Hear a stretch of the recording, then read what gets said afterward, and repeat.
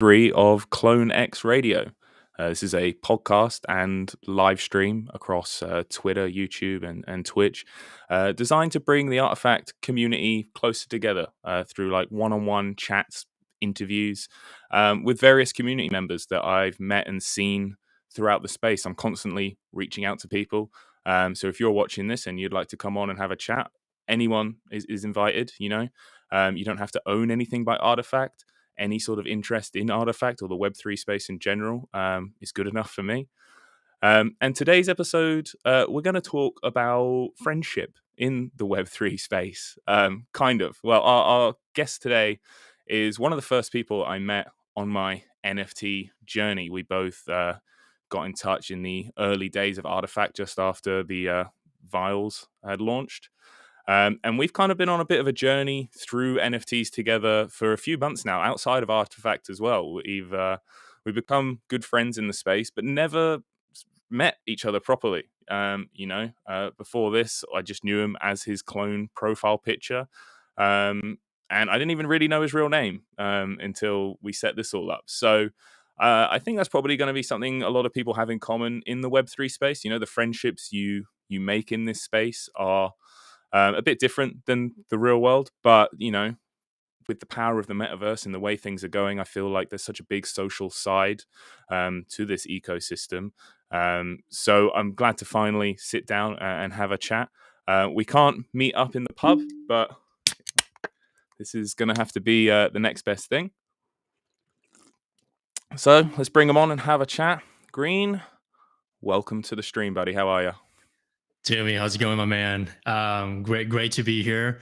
We're at a complete different hour of the day, as you can see. So while you're popping that ice can of coat of beer, I'm here sipping my second cup of coffee in the morning. I got some catching up to do, apparently. We're on like opposite sides of the world here. You're in California, is that right? I am in California. Yeah, been here for a while. Love and enjoying the weather. That's why we like it around here. Yeah, well, luckily we've actually got a nice day today, which is a bit unheard of at the moment. It's very cold this time of year, especially in the south coast of England. But today was one of those days where, it's just beautiful, clear skies, not too hot, not too cold. I've been out walking a bunch of dogs today. So I guess that's most days for you guys out there, huh? It's pretty sunny all year round. It's shorts and sando flip-flops with your dog outside by the beach. That's a typical Tuesday. Oh man, that's the life. Do you live near the beach where you're at? Yeah, not too far. I think if you're in California, most likely you're by the beach in some respect, like within the hour. So, I mean, the traffic can always get to you, but that's just part of the norm. You sort of have to. Traffic is one of those things that flows through your veins, whether you like it or not. Yeah, we went to LA. We stayed in Santa Monica and we did Vegas, although that's not California. But traveling from like Santa Monica up to like Hollywood in Ubers and stuff is just chaos. The roads are madness there. Yeah, it's amazing how there's a huge difference between if you leave your house, say at like 8 o'clock in the morning and 8:10, like 10 minutes apart can set back your commute by 20 minutes or something, even half an hour, depends on the traffic condition, if you're lucky or not. So anything goes. Yeah. Cool. Well, I mean, pleasure to finally meet you, bud. I like that you've got some Artifact goodies up there behind you. Is that an actual framed thing in your house? I can't tell if it's a green screen or if it's real or what.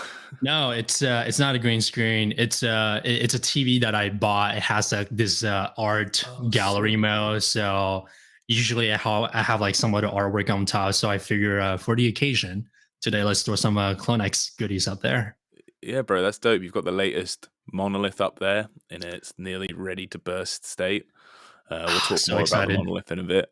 100%. But first, give us a little bit more about yourself. Also, I know you live in California, but tell us a bit more about what you do and your kind of entry into Web3.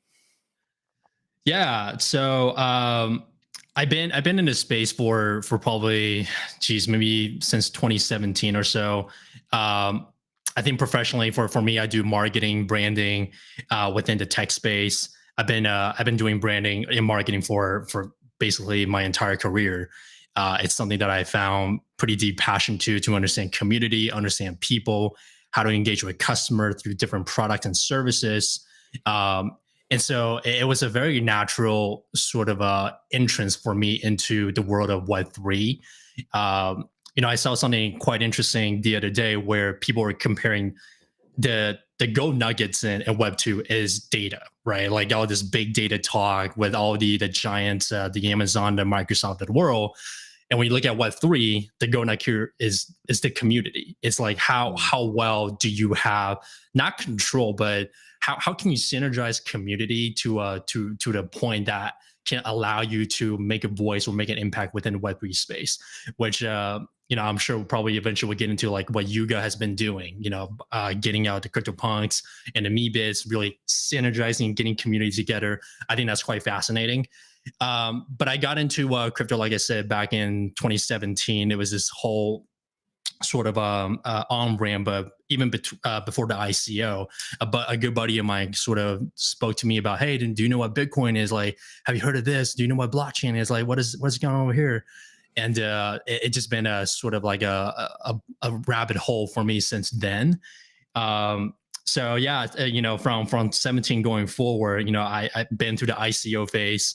I sort of been through that nuclear winter of crypto, and there's a lot of good stories to tell that I'm sure you can probably relate.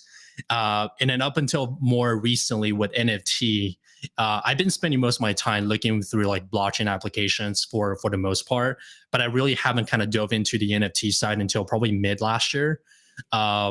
I would say one of my very biggest sort of my earlier investments, I would say, within NFT is the Artifact project, which is when I met you. So since then, there's a lot of different projects that came up. But yeah, that's a little bit about my background. Mm. Cool, man. What was it that stood out specifically about Artifacts when you first noticed them? What was it that put them on your radar? I think it's really the community. It kind of goes back. It's super cliche because everyone sort of relate to NFTs uh, with like community, but then community, the word community is subjective. Like everyone sees a community differently.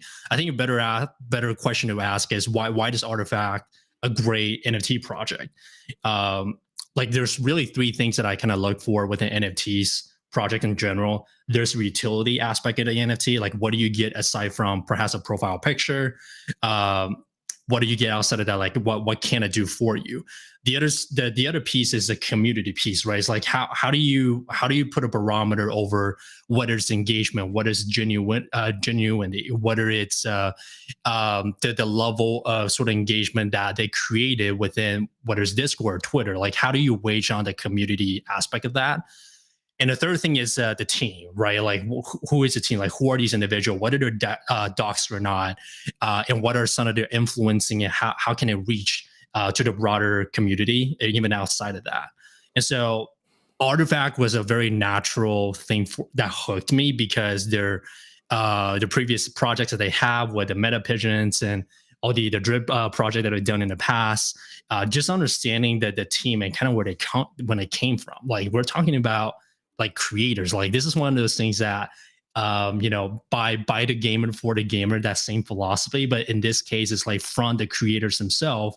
And then they had this sort of overarching ambition of doing something together, which created this studio that was so strong. It has so much history and principles and like ideas in mind that eventually they got bought out from Nike for a very good reason. So that's kind of what got me into the Artifact the Clonex project specifically. Mm.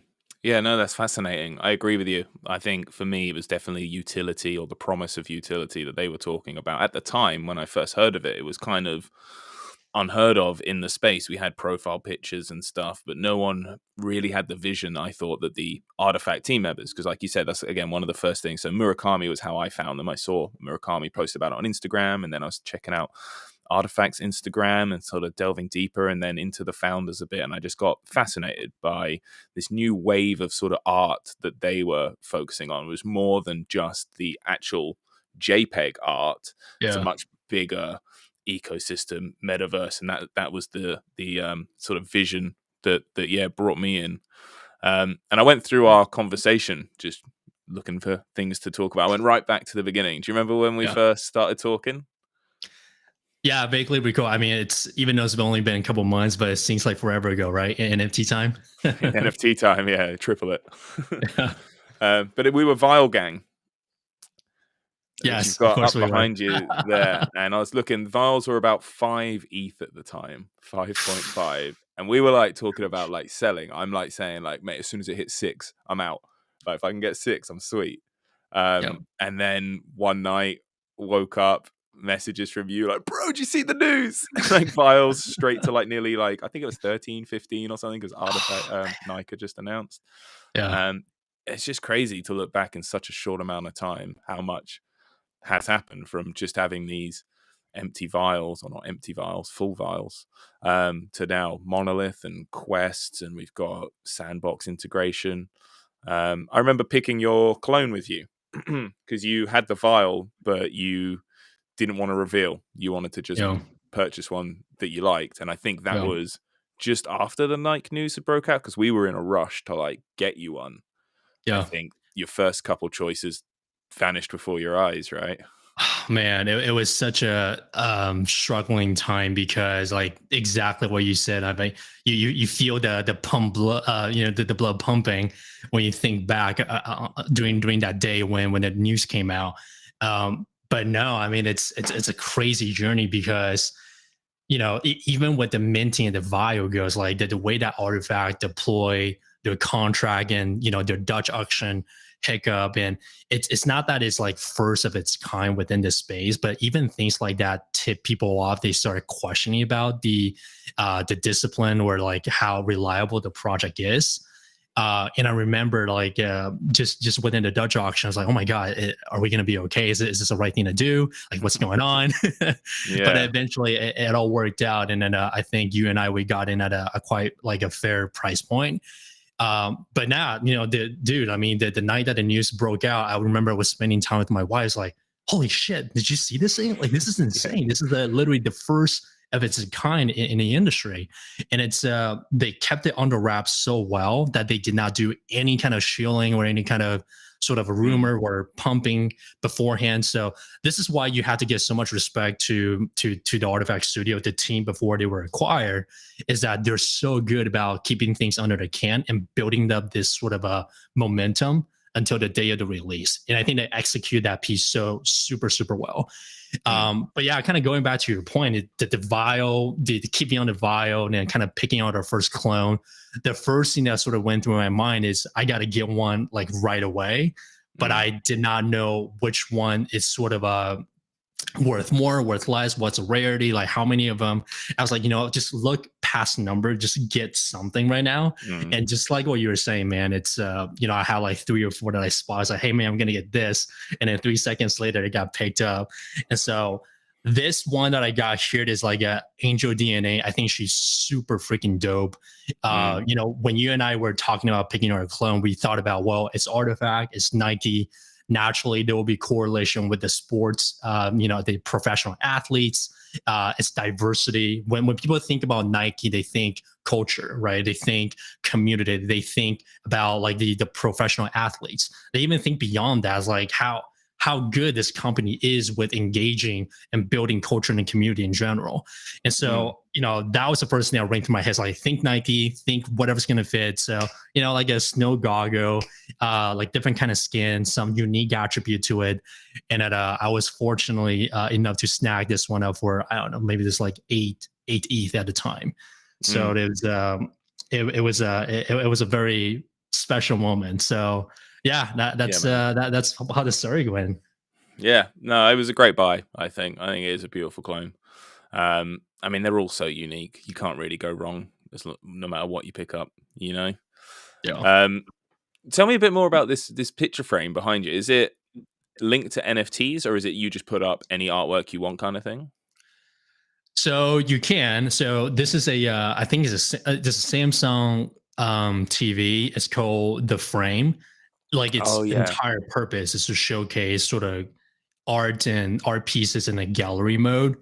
I've been looking at putting a TV up in my office for quite some time, and I sort of came across this one. It's like, oh, that's pretty cool. Mm. And then when I looked into it, um, so Actually, so at a CES, a consumer electronic show, which is like the biggest electronic show, I think at least here in North America, they do them every year in Vegas. So Samsung came out with an announcement that they were going to launch a 2022 edition of this TV. And if you guys don't know anything about this TV, go look at the YouTube video. Their 2022 version is crazy. So it's got this rotating sort of automated rotating mount. If your NFT is a vertically oriented or horizontally oriented, this thing is going to pivot. It's like rocket science. It's just insane. It's like magic. But I told myself, hey, you know what? I don't think I need something like that, quite fancy, just quite yet. I just want to get something up on the screen.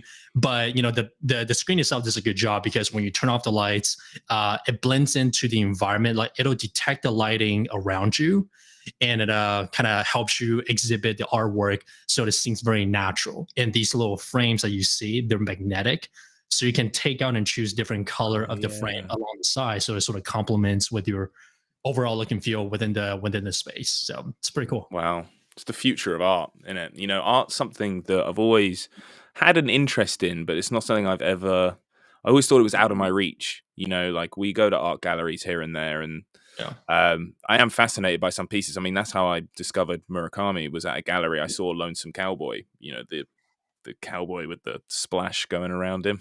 Yeah.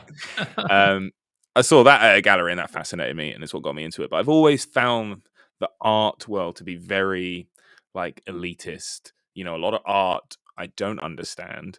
And when I do find something cool, like Murakami or Cause, you know, they're way out of my price league in the real world.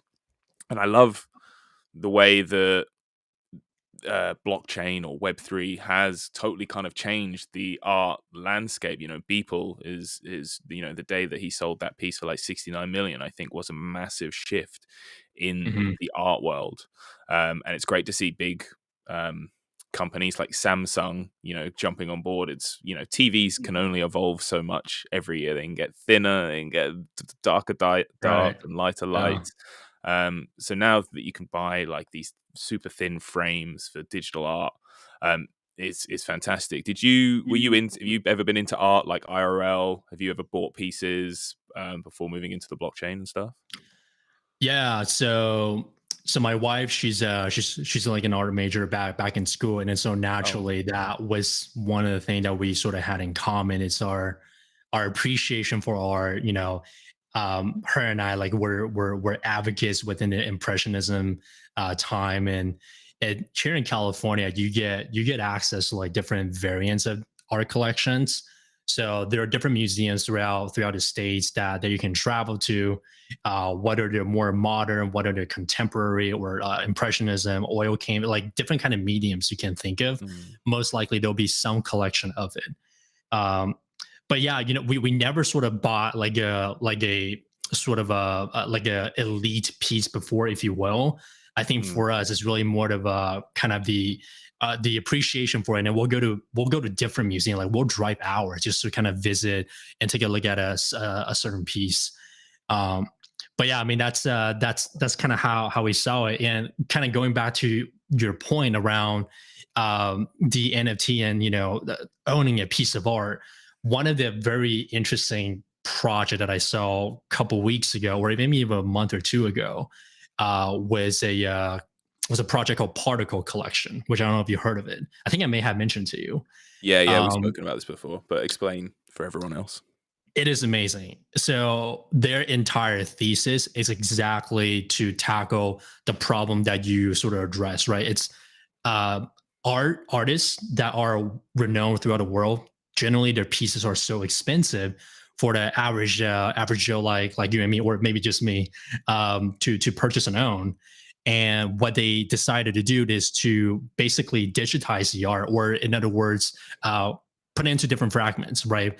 And that's what sort of Particle did, is by launching, I believe, 10,000 different NFTs that each of them takes up specific spot on the artwork itself.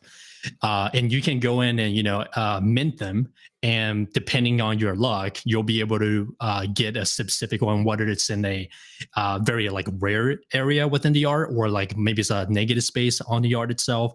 And so that was really interesting. It was the very first sort of concept that I saw and that actually went through in the NFT space. And so their very first acquisition was Love is in the Air by Banksy, like the one and only, right?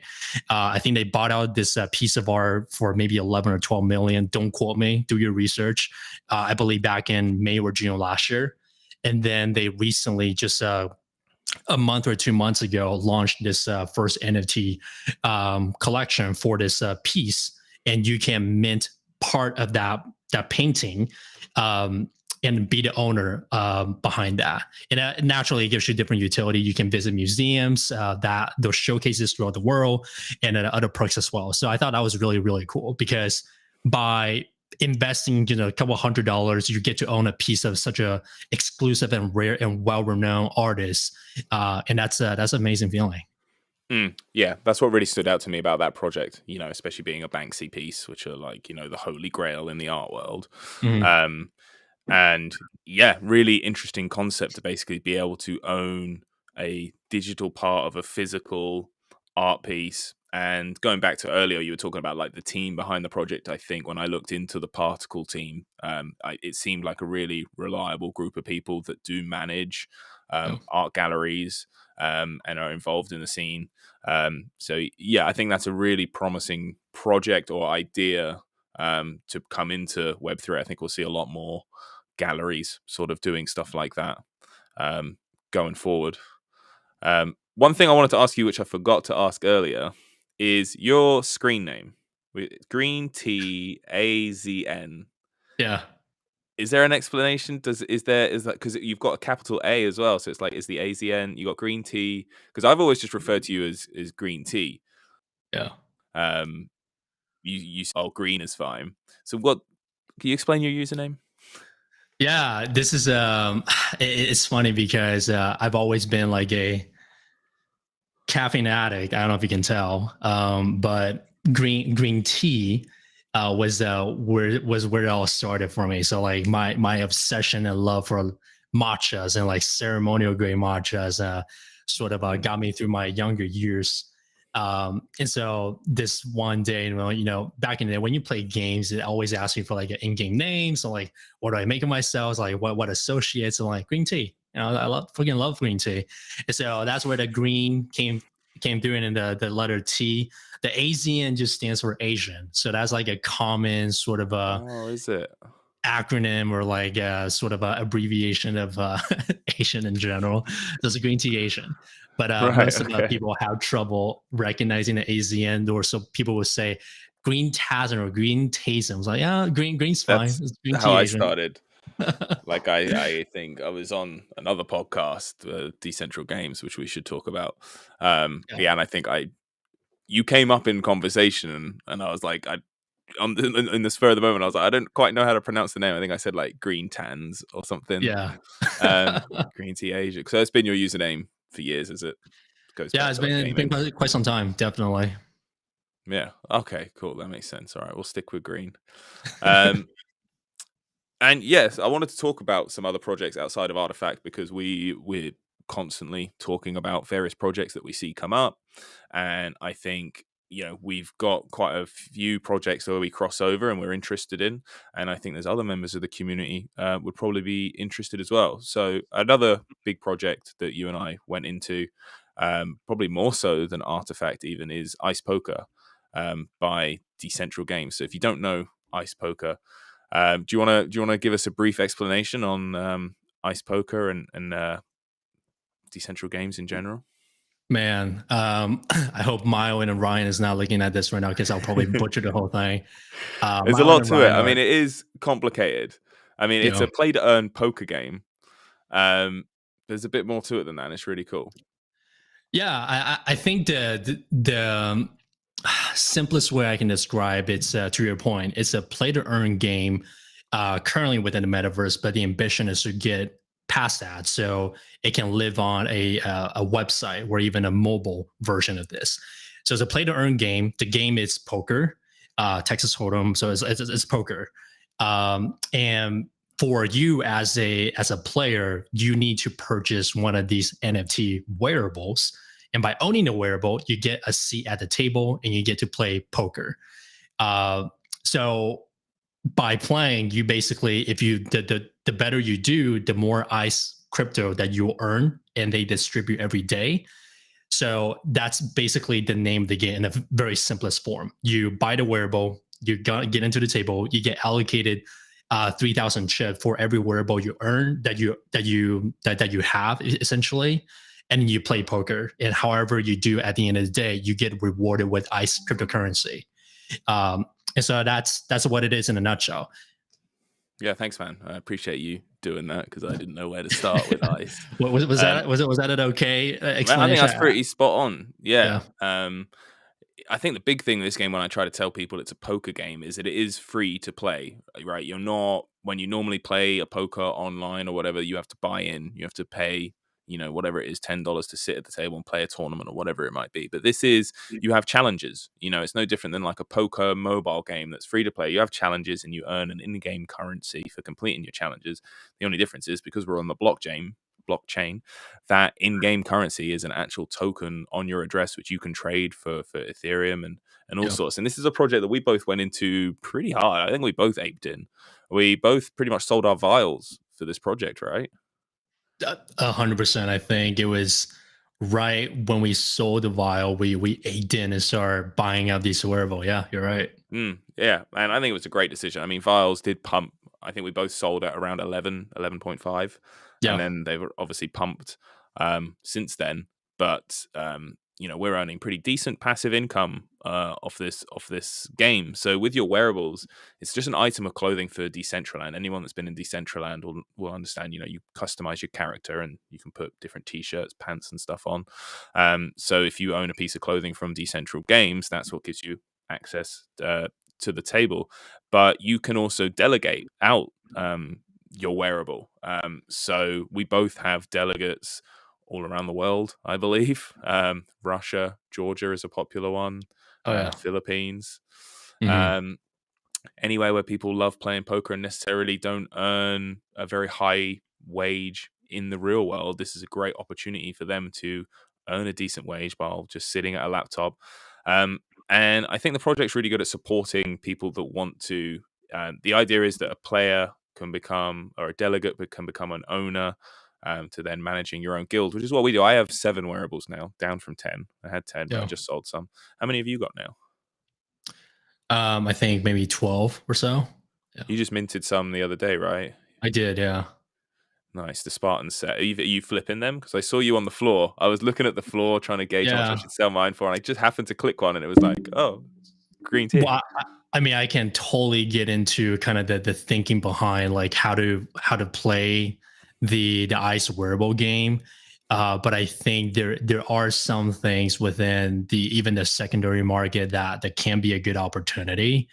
But yeah, I have 12 wearable, and kind of going back to what you were saying to me is that this is such a fascinating play to earn, because the type of yield that you would get, and again, it's not. This is one of the conversation that became sort of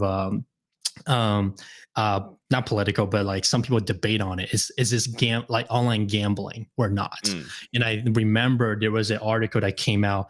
Shoot, I don't remember sending it to you. I don't know if it's from Bloomberg, where like one of the very like well-known media companies came out with an article and talked about ice poker, whether it's a like online gambling or not. And I remember Ryan and Miles, who are the founders and owners of Decentral Game, they were up there and kind of not exactly defending that, but really educating people around like, what is NFT? Like, what is this thing? Why is it not considered online gambling? Because just the mere fact that you don't need to put in money every day to play this game, you play for free.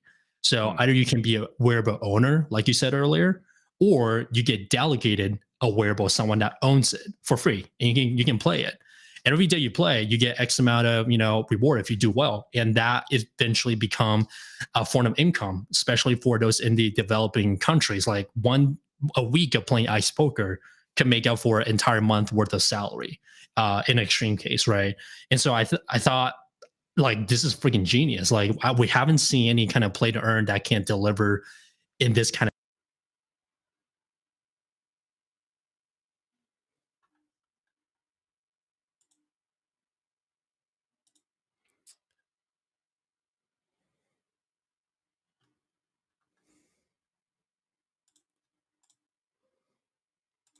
I've lost your audio. I can't hear you. Can you hear me? I can't hear you. You've gone silent. I'm not sure what's happened there. I can still hear my PC noises, so I don't think it's on my end. I don't know what happened. It was mid-sentence and it just cut out. So I apologize, anybody. We're having some technical issues. I mean, maybe the people can still hear you. I'm going to disable your stream and then re-enable it.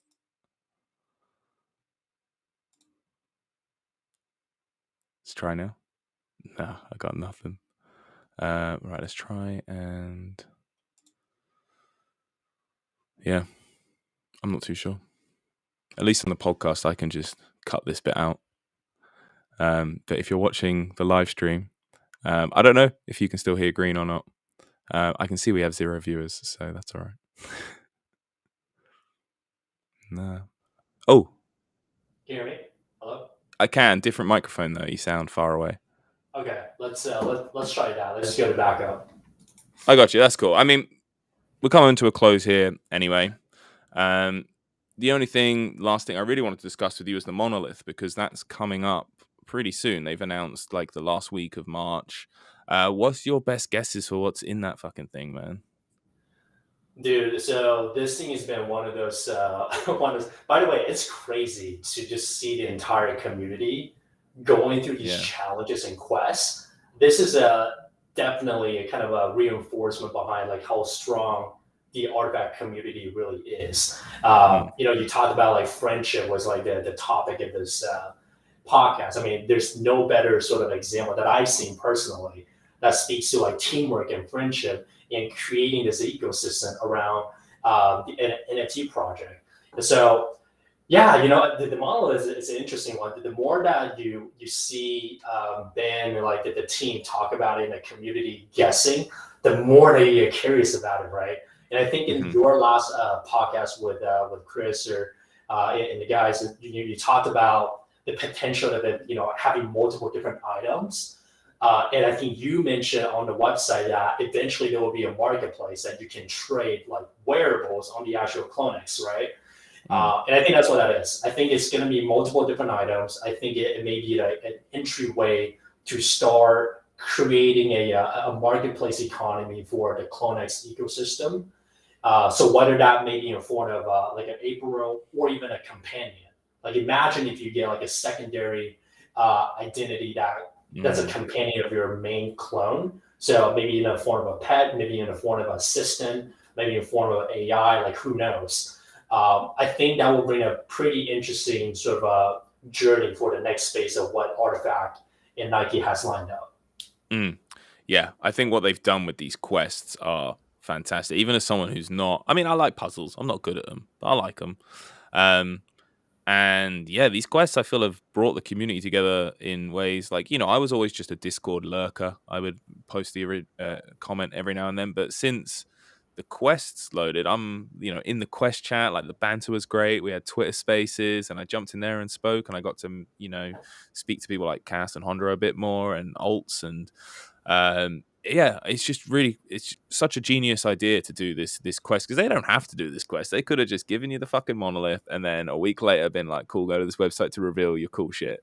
But yeah, the fact that they are trying to build this ecosystem, this was such a great way to really involve community members a lot more.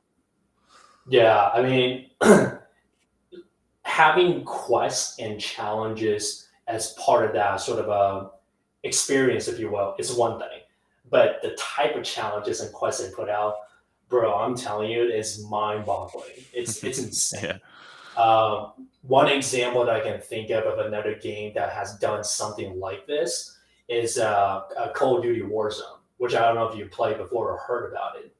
But throughout the first initial season, there were different kind of things that built up to it. Like before they release the next season, they would send all these different influencers and YouTubers like cryptic messages and like even like a laptop or a computer machinery.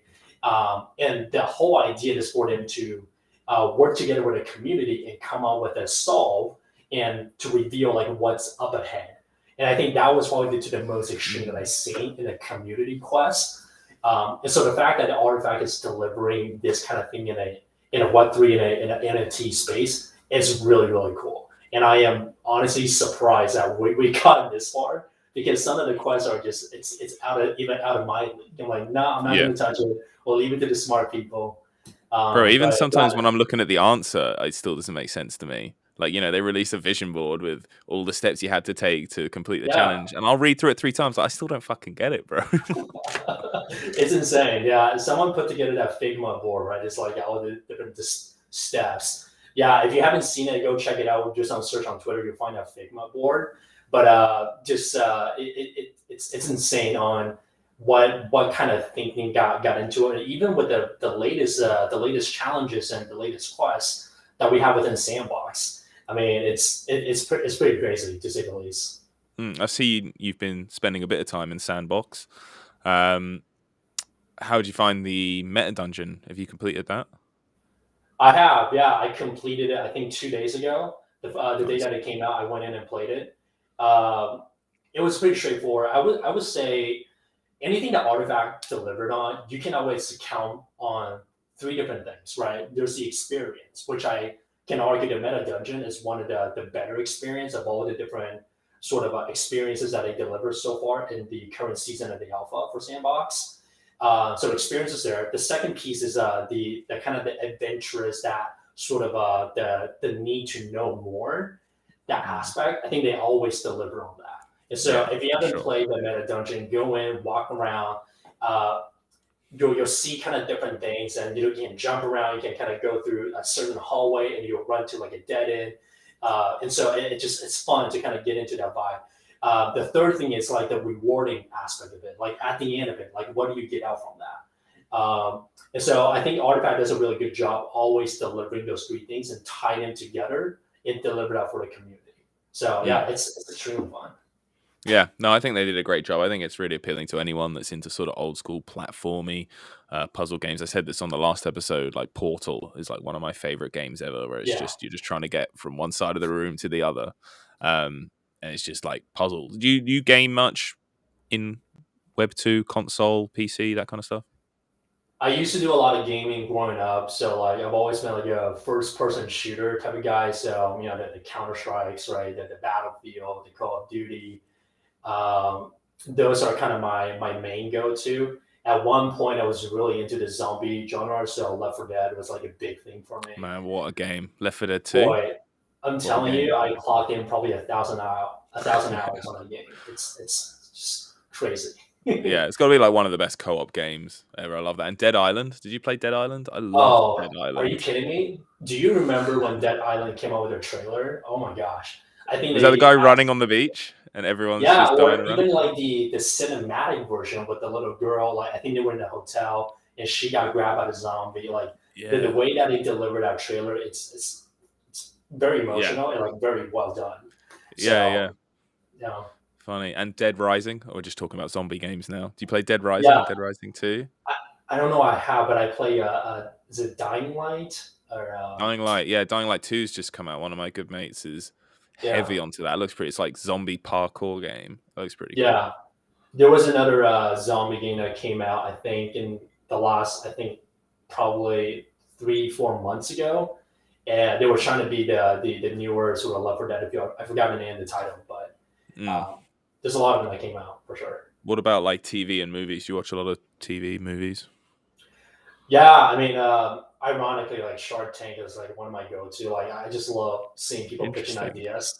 Yeah, Did yeah. you know, by the way, there's a version of Shark Tank inside Decentraland? Oh, Someone no built way. Yeah, dude. Someone built a like a Shark Tank esque sort of space, and then literally you see like sharks around, and then you have people live streaming and pitching ideas. It was actually I actually stumbled upon that venue before I found out about Decentraland or Decentral Games. Yeah, Um, right. so I was in there just kind of watching people making pitches, and there were people giving feedback. And this kind of goes back to that Web3 community topic. It's that people really grow and kind of get into this space by talking actively with each other through different sort of realms, right? So within Web2, a lot of it's like, oh, in person, like you do business meetings, and you probably do like like a video stream. But I think in Web3 sort of opened up that canvas a little bit more, and it can tie in different value proposition, like through VR, through something like a Decentraland. And so it just opened up different doors for you to engage with communities and build bonds, and that's what essentially brands are made of. So I found that quite fascinating. But yeah, Shark Tank on Decentraland is a real thing, but it's not. I don't. It's not the official Shark Tank, Sure. but it's like a version of like a community Shark Tank kind of a concept. Yeah, interesting. I love seeing the way people are just finding new ways to use the Web3 metaverse space. And it's been fascinating to talk to you, man. You're very clued up in like the business investment side of things. I'm not a financial guy at all. I never have been. I like to think I'm more like I like making videos and doing creative podcasts and that kind of stuff. So it's always really interesting to get your opinion on things in Discord, because I think you see it from a different way that I would when we're talking about investments and trying to get your best of your return on investment. For me, I'm big into like the metaverse side of things. Like, sure, these are investments, and I do plan on trying to make money in the long run. But I'm also trying to enjoy the ride. Which is, I mean, it's an incredible world that we live in. That we have the chance to make money from like poker games and just by holding, certain pieces of art. We can make money and have fun at the same time. It's kind of crazy, and trying to accept that, I feel like, is a big hurdle for a lot of people, like friends that I talk to, and I talk about how much time I'm spending these days, either in communities or games or whatever it might be involved in the Web3 space, Yeah. because there's just always something going on, and it's kind of people need to accept it a lot more, I think, or they're going to get left behind. And my camera is flashing at me that it is about to run out of battery. So this is a great time to wrap it up, bud. I could talk to you forever, and we will definitely have more chats going forward. We have a little wager on at the moment to go to NYC. I think you're booked, right? Yeah, so I am definitely going to go to NYC or NFT NYC for sure. So I know we have a wager, but I would encourage you to go anyway. So you and I I can should catch just up in book it person. now. I don't know why I'm waiting, to be honest. I got air miles. I'm just going to use them. Do Um, it. are you going to go Prices with your per ticket partner? goes up, I think, sometime in April or May. So make sure you get it then before Yeah, then. okay. Should just do it. Are you going to go with your wife, or are you going to...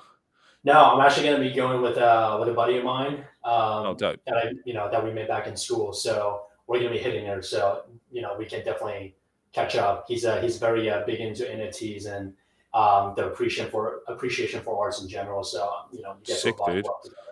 Yeah, I'm going to be riding solo. So when I'm ready to book, I'll hit you up. Yeah, Um, we'll do it, man. It's got to be done. I'm gutted I can't make the Artifact Gallery in, what was that, May? I think Artifact that's in May. Education Yeah, Gallery. I think that's going to be a pretty dope event. I'm hoping to have some people in on the inside that can like get us some loot or some merch or whatever and ship it over to England for me. absolutely. Because there's definitely going to be some sort of physical pieces there. I don't care if it's stickers, a t-shirt, whatever. Yeah, But I can imagine Artifact also, trying to do something to include people that can't make it, right? A pretty inclusive community, although obviously we didn't get whitelist because we don't have that Murakami drip, but maybe they'll try and look after us some way. Maybe we can claim a t-shirt. I don't know. Whatever. yeah. Something. Give us a poll app at the very least. Something. Oh, yeah. Or a virtual event or something. Have the real one in New York and a virtual one in Decentraland or something. We're seeing a lot of that Yeah. these days. But yeah, this has been great, buddy. It's really good to see you and talk to you. We'll keep chatting in the Discord, and hopefully I can have you on another time. But yeah, really appreciate you joining us today. Sound good. Thanks, Simi. Nice meeting you. Good to be here with the show. It's just yeah, we'll catch up soon. Yeah, thanks, buddy. All right, I'm going to end the stream. Thank you to everyone that's watched and listened so far. I'll see you in the next episode. Bye, friends.